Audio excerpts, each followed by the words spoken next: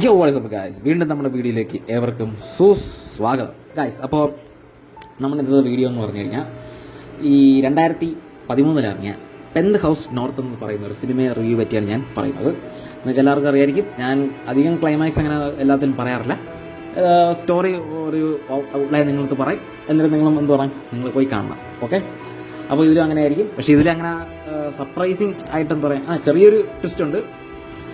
എന്തായിരുന്നാലും ഞാൻ നമുക്ക് ഓവറോൾ കാര്യങ്ങളൊക്കെ പറയാം. അപ്പോൾ ഇത് ഒരു 2013 ഇറങ്ങിയ പെന്ത് ഹൗസ് ഒരു ത്രില്ലർ ഫിലിമാണ്. മൈക്കിൾ കീറ്റോൺ, നമ്മുടെ Batman, Michael ketone is my favourite Batman എന്ന് പറഞ്ഞ സിനിമ പാട്ടിൽ അല്ല, മൈക്കിൾ കീറ്റോണില്ലേ, നമ്മുടെ ടോം ഹോളൻ്റെ സ്പൈഡർമാനിൽ മറ്റേ വൾച്ചറായിട്ട് വരുന്ന അങ്ങേരാണ് ആ പഴയ ബാറ്റ്മാൻ. അങ്ങേര് തന്നെ ഇതിൽ നടക്കും. പക്ഷേ ഇങ്ങേര് മൈക്കിൾ കീറ്റോൺ എന്ന് പറഞ്ഞാൽ ഒരു റൂത്ത്ലെസ് ക്രിമിനലും കൂടെയാണ്. ഓക്കെ, അപ്പോൾ നമുക്ക് സ്റ്റോറിയിലേക്ക് വരാം. ഇതിൻ്റെ കഥാപാത്രം എന്ന് പറഞ്ഞാൽ സാറയാണ്. സാറ എന്ന് പറഞ്ഞാൽ നമ്മുടെ മിഷേൽ മനോഗൻ എന്ന് പറയുന്നൊരു നടിയാണ്. മിഷൻ ഇമ്പോസിബിളൊക്കെ ഉണ്ട്. അപ്പോൾ ഈ സാറ എന്ന് പറഞ്ഞു കഴിഞ്ഞാൽ ഒരു ഫോട്ടോ ജേർണലിസ്റ്റാണ്. ഫോട്ടോ ജേർണലിസ്റ്റ് എന്ന് പറഞ്ഞാൽ അതിൻ്റെ ഒരുപാട് എന്താ പറയുക ജോബുണ്ട്. ഫോട്ടോ ജേർണലിസ്റ്റ് എന്ന് പറയുമ്പോഴേക്കും ഇതിലെ ഫോട്ടോ ജേർണലിസ്റ്റ് ജോബ് എന്ന് പറഞ്ഞാൽ അഫ്ഗാനിസ്ഥാൻ വാറിൽ പോയി അവിടുത്തെ ഫോട്ടോസ് എല്ലാം എടുക്കുന്ന ഒരു ജോലിയാണ്. ഇവിടെ ഈ മിലിറ്ററി ഡ്രസ്സൊക്കെ ഇട്ടൊക്കെ തന്നെ പോകും. ഓക്കെ, ഇവരുടെ കൂടെ. അപ്പോൾ ഈ ഫോട്ടോ ജേർണലിസ്റ്റ് ഈ ഒരു ജോബ് ഇങ്ങനെ ചെയ്യുമ്പോഴേക്കും ഒരു അസൈൻമെൻറ്റിൽ എന്ത് ചെയ്യും, ഈ നമ്മുടെ സാറ ഒരു സൂയിസൈഡ് ബോംബിങ്, അതായത് മനുഷ്യ ബോംബ്, ഫ്രണ്ടിൽ ഒരാൾ നിൽക്കും, അവരെന്ത് ചെയ്യും, സ്വയം പൊട്ടിത്തെറിക്കും, ബോംബിട്ട് പൊട്ടിക്കും. അപ്പോഴേക്കും എന്ത് ചെയ്യും, ഈ ബോംബിൻ്റെ ഇതിലെ ആഘാതം കാരണം ഇവളുടെ കണ്ണെന്ത് ചെയ്യും, അടിച്ചു പോകും. പെർമനൻ്റ്ലി എന്ന് പറയും ബ്ലൈൻഡ് ആവും. പിന്നെ സാറ എന്ത് പറയും, അതൊരു ട്രോമയായിട്ടുള്ള മനസ്സ് കിടക്കുകയാണ്. അങ്ങനെ എന്ത് പിന്നെ US തിരിച്ചു വരും. അവളുടെ ബോയ് ഫ്രണ്ടുമായിട്ട് റയാനാണ് എൻ്റെ പേര്.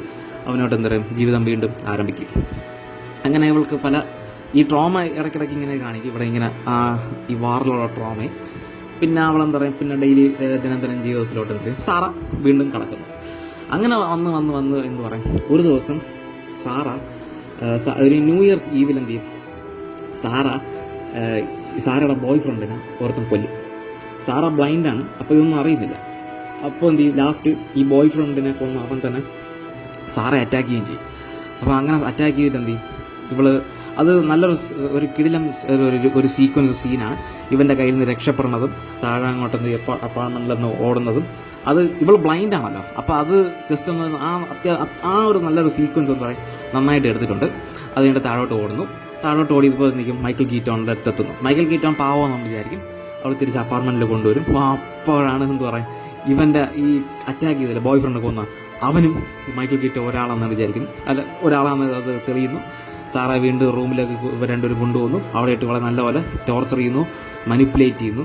അപ്പോൾ ഇതിൻ്റെ ഇടയ്ക്ക് സംഭവം എന്ന് പറഞ്ഞാൽ, കഥ എന്ന് പറഞ്ഞു കഴിഞ്ഞാൽ, ഒരു ഡയമണ്ട്, എത്രയോ കോടികൾ വില വരുന്ന ഡയമണ്ട് ഇവിടെ ബോയ് ഫ്രണ്ടിൻ്റെ കയ്യിലെങ്ങാണ്ടുണ്ടായിരുന്നു. അപ്പോൾ അത് കിട്ടാൻ വേണ്ടി എന്ത് ചെയ്യും, അവനെ കൊന്ന് അത് ഇവന് മൈക്കിൾ കീറ്റോൺ പറയും സാറയ്ക്ക് അറിയാം എവിടെയാണ് ഈ ഡയമണ്ട് ഇരിക്കുന്നത്. അപ്പോൾ ഈ ഡയമണ്ട് എടുക്കുക, റിട്രീവ് ചെയ്യുകയാണ് സത്യം പറഞ്ഞൊരു കഥ.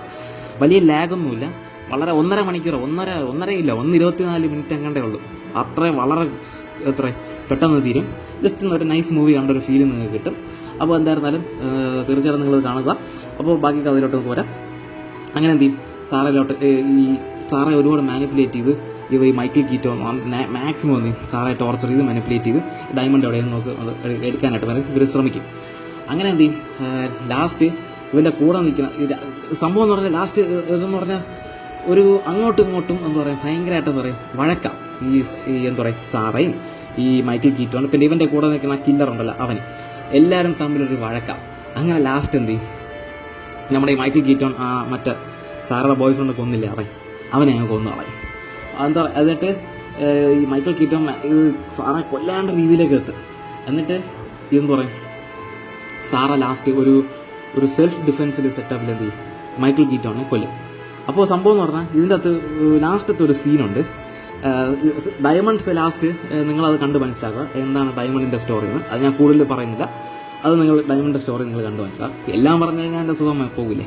എന്തായിരുന്നാലും ലാസ്റ്റ് ചെറിയൊരു സീനും കൂടെ ഉണ്ട്. അത് വേറൊന്നുമില്ല, ഈ സാറയുടെ ഒരു പൂച്ചയുണ്ട്. ഈ സാറയുടെ പൂച്ചയാണ് അവിടെ ഈ വർണ്ണ പൂച്ച അല്ലല്ല, സാറയുടെ പൂച്ച തന്നെയാണ്. അപ്പോൾ ഈ സാറയുടെ പൂച്ച എന്ത് ചെയ്യും, ഈ പൂച്ച മൈക്കിൾ കീറ്റോൺ ബിൽഡിങ്ങിൻ്റെ ഏറ്റവും ടോപ്പ് ബിൽഡിങ്ങിൽ വന്നിട്ട് എന്ത് ചെയ്യും, ഈ പൂച്ച എടുത്ത് ഈ മൈക്കിൾ കീറ്റോൺ എടുത്ത് വെളിയായി. മൈക്കിൾ കീറ്റോൺ ഇതിൽ കള്ളനാണ്. ഓക്കെ, എന്നോ ഈ ടോപ്പ് നിലയിൽ പൂച്ച എടുത്തറിയും. അപ്പോൾ സാറ ഭയങ്കരമായിട്ട് വയലൻ്റാവും. എന്ന് വെച്ചാൽ പേടിക്കും, അവൾ ഭയങ്കര സ്ട്രെസ്ഡ് ആവും. അങ്ങനെ ആ പൂച്ച നമ്മൾ വിചാരിക്കുക ആ പൂച്ച ഒരു പകുതി എത്തുമ്പോഴാണെന്നാണ് ഈ പൂച്ചയൊക്കെ എടുത്തെറിയാം. സിനിമയുടെ പകുതി എത്തുമ്പോഴാണ് പൂച്ച എടുത്തെറിയെന്ന് തോന്നുന്നത്. അപ്പോൾ നമ്മൾ വിചാരിക്കും പൂച്ച ചത്തണം. ഓക്കെ, നമുക്ക് ഒരു വിഷമം തോന്നും, അയ്യോ പൂച്ച എങ്ങനെ പോയിരുന്നു. ഏറ്റവും ലാസ്റ്റ് പൂച്ച എങ്ങനെയാണോ ചത്തത് അതുപോലത്തെ ഒരു സീനിലാണ് മൈക്കിൾ കീറ്റോണും അവിടെ തട്ടിപ്പോവും. ഓക്കെ, അത് നിങ്ങൾ കണ്ട് മനസ്സിലാക്കുക അതെങ്ങനെയാണെന്ന്. അതൊരു കിടിലൻ സീനാണ്. അപ്പോൾ മൈക്കിൾ കീറ്റോൺ ഇങ്ങനെ താഴെ ഇങ്ങനെ വീണിങ്ങനെ കിടക്കുമ്പോൾ അവൻ ഡെഡാവും. Okay, Michael കീറ്റോണ്ട് ഡെഡാവും. അപ്പോഴേക്കും നേരത്തെ എറിഞ്ഞ പൂച്ച അവിടെ വരും.